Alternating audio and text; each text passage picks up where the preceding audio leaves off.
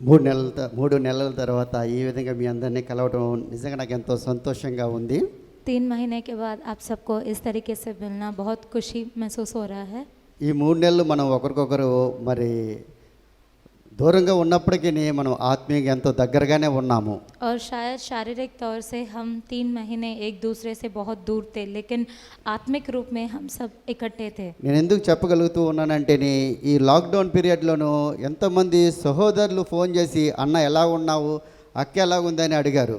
क्योंकि इस 3 महीने में जब हम नहीं मिल रहे थे तो बहुत लोगों ने फ़ोन कर कर पूछताछ किया कि आप कैसे हैं, दीदी कैसी है। మరి అటువంటి చక్కటి సహోదరులు దొరకటం బట్టి దేవుని ఎంతగానో నేను దేవుని సన్నిధిలో ఆనందించాను, ఆయన ఘనపరిచాను. और इतना अच्छा कलीसिया और इतने अच्छे भाई और बहन देने के लिए मैं परमेश्वर का शुक्रगुजार हूँ। ఎప్పుడైనా ఇటువంటి సందర్భాలు వస్తూ ఉంటే కనుక మనం ఒకరినొకరు ఆ విధంగా మరి పలకరించుకునే వారంగాను ఒకరి యొక్క క్షేమాలు ఒకరు తెలుసుకునే వారంగా ఉండాలి. और ऐसे कठिन परिस्थिति आने पर हमें एक दूसरे के बारे में जानकारी भी रखनी चाहिए और एक दूसरे को हमें आत्मिक तौर से बढ़ाना भी चाहिए और दृढ़ करना चाहिए। హగ్గయి గ్రంథము 1వ అధ్యాయము और हग्गाई के पहले अध्याय में हम देखेंगे 2వ వచనము 4వ వచనము 5వ వచనాలని ధ్యానిద్దాము. హగ్గయి 1వ అధ్యాయము हग्गाई 2, 4, 5. हग्गाई के पहला अध्याय 2, 3 और 4 वचन हम देखेंगे। తెలుగులో చదువుతూ ఉన్నాను, మీ పరిశుద్ధమైన గ్రంథాలు చూడాలని ప్రార్థిస్తూ ఉన్నాను. तेलुगु में पढ़ा जाएगा, आप अपने पवित्र शास्त्र में देख सकते हैं। సమయం ఇంకా రాలేదు, యెహోవా మందిరమును కట్టించుటకు సమయం ఇంకా రాలేదని జనులు చెప్పుచున్నారే. 4వ వచనం, ఈ మందిరము పాడయ్యుండగా మీరు సరంబి వేసిన ఇండ్లలో నివసించుటకు ఇది సమయమా? కాబట్టి సైన్యములకు అధిపతియగు యెహోవా సెలవిచ్చినదేమనగా మీ ప్రవర్తనను గూర్చి ఆలోచించుకొనండి. చిన్న ప్రార్థన చేసుకుందాం. प्रार्थना करेंगे। ప్రేమ కలిగిన మా ప్రభా, కృప కలిగిన మా తండ్రి, ఈ యొక్క ఉదయకాల సమయాన్ని బట్టి మీకు వందనాలు చెల్లించుకుంటూ ఉన్నాం తండ్రి. మమ్మల్ని మీరు సజీవ లెక్కలో లెక్కించడానికి ఇష్టపడ్డారు దేవా, అందుని బట్టి మీకు వందనాలు తండ్రి. ఈ యొక్క ఉదయకాల సమయంలో ప్రభా మీ యొక్క పరిశుద్ధమైన వాక్యం ద్వారా మాతో మాట్లాడమని, మా హృదయాల ప్రభా మీ యొక్క వాక్యం చేత నింపమని యేసు నామమున ప్రార్థిస్తున్నాం తండ్రి, ఆమేన్. మనం చదవబడిన వాక్యంలో చూస్తే ఇక్కడ దేవుడు ఆలోచించండి అని చెప్తూ ఉన్నాడు. और जो वचन हमने पढ़ा है उसमें परमेश्वर उनसे कहते हैं कि इसके बारे में तुम सोचो या ध्यान करो। మన ప్రవర్తన గురించి ఆలోచించమంటూ ఉన్నాడు. और जिस तरीके से बर्ताव हम रख रहे हैं या चाल चलन रख रहे हैं उसके बारे में सोचो बोल के परमेश्वर बोल रहे हैं। ఏం జరుగుతుందంటే ఈ యొక్క అధ్యాయంలోనూ ఇశ్రాయేలు ప్రజలు దేవుని మందిరాన్ని కట్టడం ప్రారంభించారు. और इस अध्याय में ऐसा होता है कि इस्राएल के जो प्रजा है वो तो परमेश्वर के भवन का निर्माण शुरू करते हैं। కొంతకాలం తర్వాత వారు కట్టడం ఇంకా మానివేశారు, మధ్యలోనే ఆ పనిని ఆపేశారు. और थोड़े वक्त के बाद उन्होंने बीच में ही उस काम को छोड़ दिया है और उसका निर्माण करना छोड़ दिया है। మరి వారు ఏం చేస్తున్నారంటే వారి కోసం మంచి మంచి సొంత గృహాలనే కట్టుకుంటూ ఉన్నారు. और अपने आप के लिए वो खुद के घर अच्छे से बनाने लगे हैं। దేవుడు వారిని చూస్తూ ఉండగా దేవుని మందిరము ఏమో అది కట్టడం ఆగిపోయింది. ఉండగా ఏమవుతుంది, అది పాడైపోవటం దేవుడు చూస్తూ ఉన్నాడు. శిథిలావస్థకు వెళ్ళిపోతుంది ఆ యొక్క మందిరము. और परमेश्वर जब नजर कर रहे हैं इन लोगों के ऊपर और देख रहे हैं कि उनका भवन का जो काम है वो तो बीच में रुक गया है और धीरे धीरे वो सब कुछ गंदा हो जा रहा है, उजड़ जा रहा है, बिगड़ जा रहा है। అదే సమయంలోనూ వీరి యొక్క గృహాలు ఒకరికొకరు పోటీ పడి ఒకరికంటే ఒకరు మరింత అందంగాను మరింత బలంగాను మరింత సుందరంగా వారు నిర్మించుకుంటూ దేవుడు చూస్తూ ఉన్నాడు. लेकिन लोग क्या कर रहे हैं, एक दूसरे की घरों को तुलना करते हुए दूसरे से अति सुंदर घर बनाने में, अपने आप के लिए घर बनाने में वो लगे हैं। ఇంకా వాళ్ళు మాట్లాడుకునే మాటలు కూడా దేవుడు వింటూ ఉన్నాడు. ఏం మాట్లాడుకుంటూ ఉన్నారు వారు ఒకరికొకరు అంటేనే, దేవుని మందిరం కట్టడానికి ఇంకా సమయం రాలేదులే, ముందు ముందు చూసుకోవచ్చులే అని ఒకరితో ఒకరు మాట్లాడుకుంటూ ఉన్నారు. और वो जो भी बातचीत कर रहे हैं उसको भी परमेश्वर सुन रहे हैं और वो ये कह रहे हैं कि परमेश्वर के भवन का निर्माण करने के लिए अभी तक समय नहीं आया है, समय आने पर हम देखेंगे।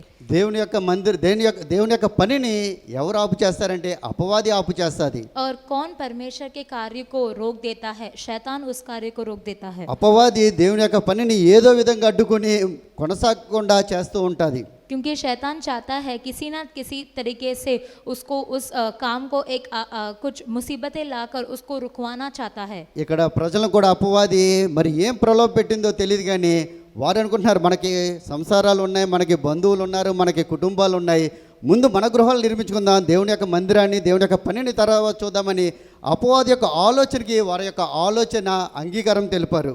और हम देखते हैं इन लोगों का सोच भी शैतान के सोच के अधीन आ चुका है।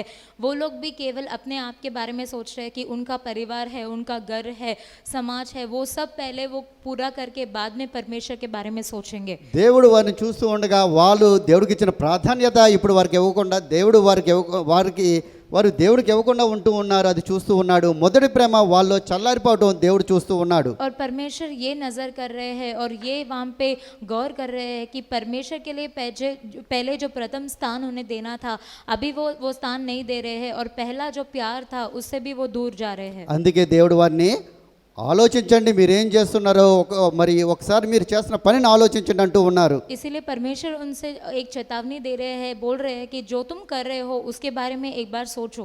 చాలా సందర్భాల్లో మనం కూడా మరి ఈ విధంగా ఇశ్రాయేలు ప్రజలు ఏ విధంగా ఉంటూ ఉన్నారో మనం కూడా అదే విధంగా ఉంటూ ఉంటాము. और कई बार ये परिस्थिति हमारे साथ भी मुमकिन होती है, जो इज़राइल के प्रजा यहाँ पे कर रहे हैं हम भी हमारे हर दिन के जीवन में करते हैं। దేవుడు నాతో మాట్లాడాడు, నా బిడ్డని దేవుని సేవ కోసం ఇస్తున్నామని పాస్టర్ గారిని మరి పెద్దల్ని పిలిచి చెప్తూ ఉంటారు. और माता पिता क्या करते हैं, परमेश्वर ने मुझसे बात किया है इसीलिए मैं अपने बेटा या बेटी को सेवकाई के लिए देना चाहता हूँ बोल के वो पास्टर को बुलाते हैं और बात करते हैं। నా బిడ్డని పాస్టర్ గారు మీ చేతిలో పెడుతున్నాను, మీ బిడ్డగా మరి ఆయన్ని తీసుకుని దేవుని కోసం మంచి సేవకుడిగా చేయండి అని చెప్తూ ఉంటారు. और मैं अपने बच्चों को आप पास्टर आपके हाथों में सौंप रहे हो, आप उसको सिखाइए और परमेश्वर में आगे बढ़ाइए। తర్వాత కొంతకాలం తర్వాత ఏం జరుగుతుంది అంటే తల్లిదండ్రులు వచ్చి ఆ బిడ్డను తీసుకెళ్ళిపోతారు. और थोड़े समय के बाद क्या होता है, वो माता पिता आके उस बच्चे को या उस बेटा या बेटी को लेके जाते हैं। పాస్టర్ గారు కానీ పెద్దలు కానీ అడిగితే ఏమంటారంటే వాడికి ఇంకా వయసు రాలేదు కదా, లోకంలో చదువుకుంటే కొంచెం జ్ఞానం వస్తుందని చెప్తూ ఉంటారు. और जब कोई उसके बारे में प्रश्न पूछता है ऐसा क्यों कर रहे हैं, वो बोलते हैं नहीं उसका उम्र अभी वो सब पढ़ाई करने के लिए नहीं आया है, उसे संसार में पढ़ना चाहिए। సమస్త జ్ఞానం ఇచ్చేది దేవుడు అన్న విషయాన్ని మర్చిపోతారు. లోకంలో చదివితే జ్ఞానం వస్తుందని ఎవరెవరో చెప్తూ ఉంటారు. అటువంటి అపవాది మాటలకి వారు ప్రలోభాలకి లోనయ్యి వారి బిడ్డను తీసుకువెళ్ళిపోయేవారుగా ఉంటూ ఉంటారు. और ये बात वो भूल जाते हैं कि उन्हें पढ़ाई के लिए ज्ञान देने वाला परमेश्वर है और वो ये सोचते हैं संसार में पढ़ने से उनका ज्ञान ज़्यादा होता है और इसी सारे गलत बातों से वो अपने निर्णय के खिलाफ जाते हैं। అదేవిధంగా కొంతమంది అయ్యా మా గృహాన్ని ఇస్తాము, లేదు మా స్థలాన్ని ఇస్తాము, దేవుని యొక్క పనికి ఉపయోగించుకోండి అని చెప్తూ ఉంటారు. और थोड़े लोग अपने घर देना चाहते हैं, उनका जो भी उनके पास संपत्ति है वो देना चाहते हैं परमेश्वर के लिए। కొంతకాలానికి చక్కగా సహకరిస్తారు, పని కూడా కొనసాగుతూ ఉంటుంది, దేవుని కార్యాలు ముందుకు వెళ్తూ ఉంటాయి. और उस स्थान में धीरे धीरे परमेश्वर का कार्य बढ़ते रहता है और थोड़ा वक्त बीत जाता है। తర్వాత ఏవో కారణాలు చూపించి ఆ పని కొనసాగడానికి వాళ్ళు ఒప్పుకోరమాట. और फिर बाद में क्या करते हैं, कोई ना कोई कमी दिखाकर, कोई ना कोई कारण बोलकर वो उस काम को रोक देते हैं। వాళ్ళు ఎవరో మనుషులు చూపిస్తారు, ఈ సంఘస్థులు ఈ విధంగా ఉన్నారు, ఈ విధంగా ఉన్నారు కనుక మా గృహాన్ని కానీ మా స్థలాన్ని కానీ ఇవ్వమని ఏదో సాకులు చూపిస్తూ ఉంటారు. నిజంగా వారి యొక్క ఆలోచన ఏంటంటే ఏదో వ్యాపారం చేసుకుని డబ్బు సంపాదిద్దాం ఆ స్థలం ద్వారా అన్నదే వారి యొక్క ఉద్దేశమై ఉంటూ ఉంటుంది. और वो लोग लोगों की बातें सुनते हैं और लोगों के बहाने देखकर वो किसी ना किसी तरह उस काम को रोक देते हैं, बुराइयां ढूंढ के रोक देते हैं, लेकिन उनका असली मकसद ये है कि उस स्थान को उपयोग करके कोई व्यापार करके वो अपने पैसे को बढ़ाए। ఎందుకంటే వారి యొక్క జీవితాల్లో అపవాది యొక్క సలహాలకి మరి వారు అంగీకారం తెలిపి దేవుని యొక్క పని నుంచి వారు ప్రక్కకు వెళ్ళిపోవటం మనం చూస్తూ ఉన్నాం. और ऐसा क्यों होता है कि वो लोग शैतान के द्वारा आए गए सलाह को सुनकर उसके अधीन आते हैं और परमेश्वर के कार्य के बारे में और उनकी अहमियत के बारे में भूल जाते हैं। అదేవిధంగా నా యొక్క జీవితంలో మరి దేవుని యొక్క పిలుపు పొంది నేను బైబిల్ కాలేజ్ చేస్తానని వస్తూ ఉంటారు. और कई लोग ऐसे भी बोलते हैं कि मेरे जीवन में परमेश्वर ने मुझे बाइबल कॉलेज के लिए बुलाया है, मैं आऊँगा। కొంతకాలం చక్కగా చేస్తారు, और थोड़े वक्त के लिए अच्छी तरह से पढ़ते हैं తర్వాత లోకంలోని స్నేహితులతోటి స్నేహాలు పెంచుకుంటూ ఉంటారు. और फिर संसारी दोस्तों के साथ अपने मुलाकात को, अपने बंधन को बढ़ाते हैं। మరి తర్వాత లోకంలో ఉన్న ఉద్యోగాలు నెమ్మదిగా చేసుకోవడం ప్రారంభిస్తారు. और धीरे धीरे संसार में काम करना वो शुरू करते हैं। తర్వాత ఏం చెప్తారంటే నాకు ఉద్యోగంలో మరి పని ఎక్కువగా ఉంటుంది, నేను ఇంకా రాలేను, నేను చేయలేనని దేవుని యొక్క పిలుపుని మరి వాళ్ళు విడిచిపెట్టి ఆ లోకంలో ఉద్యోగాలు చేసుకోవడానికి వెళ్ళిపోయేవారుగా ఉంటూ ఉంటారు. और जब वो नौकरी करना शुरू करते हैं वो बोलते हैं कि मेरे नौकरी के स्थान पे मुझे ज़्यादा काम मिल रहा है,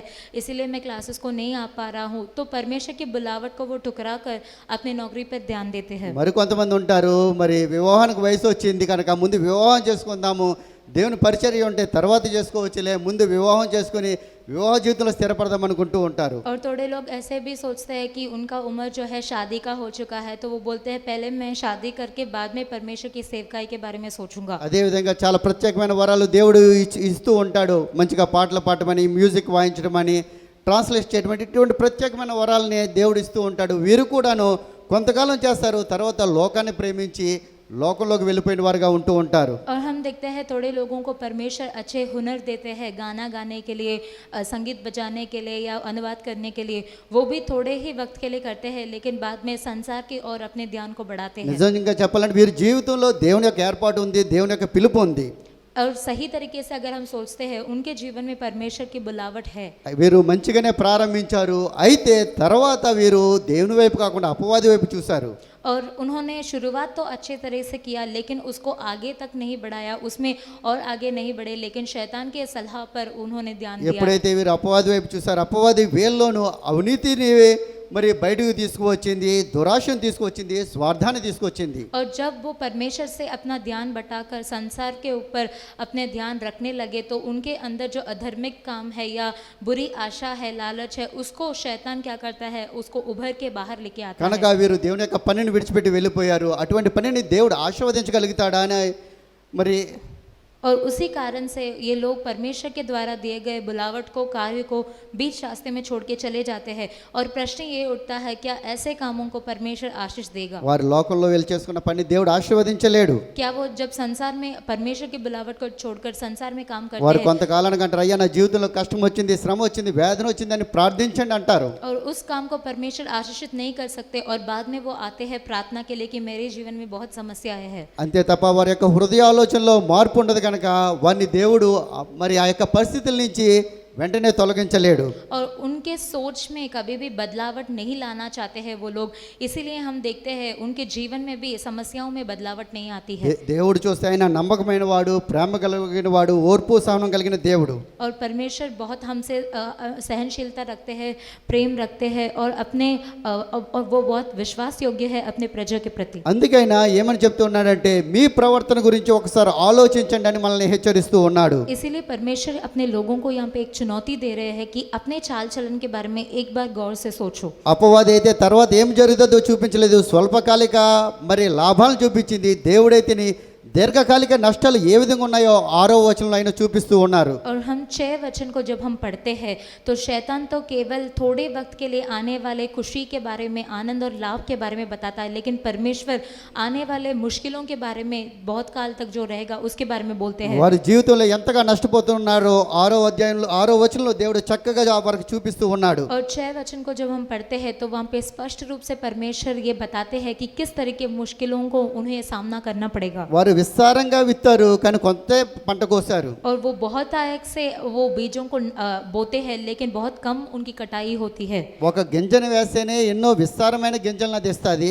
और एक जब हम बीज डालते हैं, तो उसका आने वाला प्रतिफल वो बहुत आयक होता है। వీరు ఎన్నో విస్తారమైన గింజలను వేశారు, తీరా చూస్తే కనుక వారికి కొంత మాత్రమే వచ్చింది. और लेकिन ये क्या करते हैं, ये लोग बीज ज्यादा डालते हैं, लेकिन उनको मिलने वाला प्रतिफल बहुत थोड़ा होता है। వారు ఎంత ఆశతో ఎదురు చూశారు, కానీ ఆఖరిగా చూస్తే వారి యొక్క జీవితంలో నిరాశ మిగిలింది. और बहुत ही उत्सुकता के साथ वो उस फल का इंतजार करते हैं, लेकिन बाद में उन्हें सिर्फ निराश होना पड़ता है। ఇంకా చూపిస్తున్నాడు దేవుడు, వారు ఎంతగానో తింటూ ఉన్నారు కానీ వాళ్ళకి ఆకలి తీరటం లేదంటున్నాడు. और वो बहुत खाते हैं, लेकिन उनका ये जो भूख है वो कभी भी नहीं मिट पाता है। వారు ఎంతో తింటూ ఉన్నారు, వాళ్ళలో శక్తి రావట్లేదు, కానీ బొజ్జ మాత్రం బయటకు వస్తుంది, శరీరం చూస్తే బక్కచిక్కిపోతూ ఉంది. और हम देखते हैं वो बहुत खाते हैं, लेकिन उन्हें अच्छी तरह से सेहत नहीं मिलती है, और दिन ब दिन वो कमजोर होते जाते हैं। అందంగా ఉండవలసిన వారు అంత వికారంగా తయారవుతూ ఉన్నారు. और जो लोग बहुत देखने के लिए खूबसूरत होते हैं, वो बहुत कुरूप लगने लगते हैं। మరి దేవుని యొక్క మహిమ వారి నుంచి ప్రత్యక్షపరచబడాలి దేవుని యొక్క పిలుపులో, కానీ ఇప్పుడు వారు లోకంలో వెళ్ళిపోయారు కనుక వారిని చూస్తే ఎంతో క్రూరంగా కనిపిస్తూ ఉన్నారు. और हम देखते हैं जब परमेश्वर की बुलावट में हम काम करते हैं, तो परमेश्वर की महिमा हमारे ऊपर दिखाई पड़ती है, लेकिन क्योंकि उन्होंने परमेश्वर की बुलावट को टुकराया है, वो महिमा उनके ऊपर दिखाई नहीं पड़ती ఇంకా है। చెప్తూ ఉన్నాడు, వారు ఎంతో త్రాగుతూ ఉన్నారు కానీ దాహం తీరటం లేదు. और वो पी रहे हैं अपने प्यास को बुझाने के लिए, लेकिन उनका प्यास बुझता नहीं है। దుప్పట్లు కప్పుకుంటూ ఉన్నారు కానీ చలి తీరటం లేదు. और वो चादर ओढ़ते हैं, लेकिन वो ठंड से नहीं बच पाते हैं। వారు ఎంతో కష్టపడి జీతం తెచ్చుకున్నారు, అయితే ఆ జీతం ఏమైందంటే వారు చిల్లున్న సంచిలో వేసినట్టు అయింది. వారు చూసుకుంటే వారి యొక్క అవసరానికి అందులో ఏం మిగలేదు, ఖాళీ సంచే మిగిలిందని దేవుడు చూపిస్తూ ఉన్నాడు. और बहुत प्रयास करके उन्हें जो तनख्वाह मिलता है, हम देखते हैं ऐसे परिस्थिति हो जाता है कि फटे हुए थैले में वो अपनी कमाई को डाल रहे हैं और आखिर में उनके लिए कुछ नहीं बचता है। దేవుడు మనల్ని ఈ స్థితిలో చూడటం కోసం మనల్ని పిలిచాడంటే, దేవుడు ఈ స్థితిలో మనల్ని ఉండటం కోసం పిలవలేదు, కానీ మనం అపవాదితో చేతులు కలపడం వల్ల మనం ఆ స్థితికి దిగజారిపోయాము. और परमेश्वर ने हमें इस स्थिति में जीने के लिए नहीं बुलाया है। हमारा ये दशा इसीलिए हुआ है क्योंकि हमने अपने ध्यान को परमेश्वर से शैतान की सोच की ओर बढ़ाया है। దేవుడు మనల్ని తన బిడ్డలమైన మనల్ని ఒక లోకంలో ఒక ఉదాహరణగా ఉంచాలనుకున్నాడు.